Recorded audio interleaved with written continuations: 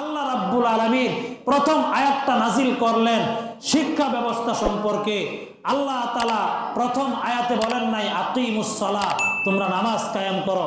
এর মানে এটা না যে নামাজের গুরুত্ব নাই, সবার গুরুত্ব আছে, কিন্তু আল্লাহ তাআলা প্রথমে এই আয়াত নাজিল করলেন না।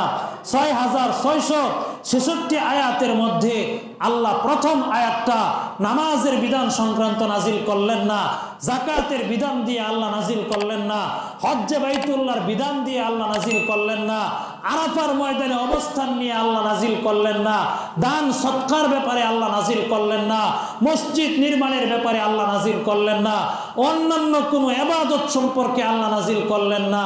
আল্লাহ প্রথম আয়াত নাজিল করলেন ইকরা বিস্মি রব্বিক, শিক্ষা ব্যবস্থা সম্পর্কে। এর মানে হলো মানুষ যদি সঠিক শিক্ষা ব্যবস্থায় শিক্ষিত হতে পারে অবশ্যই সে রবের পরিচয় পেয়ে যাবে। কথা বলেন ঠিক কিনা? আর যদি সঠিক শিক্ষা ব্যবস্থা না থাকে তাহলে রবের পরিচয় পাবে না।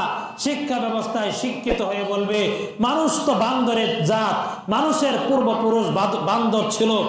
আর এরা বলবে যে সঠিক শিক্ষা ব্যবস্থায় শিক্ষিত না হলে বলবে আল্লাহ বলতে কিছু নাই, এই পৃথিবী প্রাকৃতিক, দিন যায় রাত আসে, রাত যায় দিন আসে, সকাল থেকে বিকাল হয়, বিকাল থেকে আবার সকাল আসে, বলবে এগুলো প্রাকৃতিক, এগুলো আল্লাহ তাআলার কোনো হাত নাই। কথা বলেন ঠিক কিনা?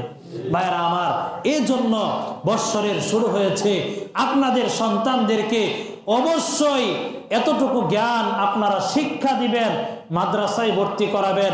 আপনি আলেম না বানান, হাফেজ না বানান, মুহাদ্দিস মুফতি মুফাসসির না বানান, মসজিদের ইমাম না বানান, কোনো সমস্যা নাই, কিন্তু আপনার সন্তানকে এতটুকু জ্ঞান আপনি শিক্ষা অবশ্যই দিবেন যতটুকু জ্ঞান অর্জন করলে আপনার পরিচয় পায়, পিতামাতা কি জিনিস এটা বুঝতে পারে।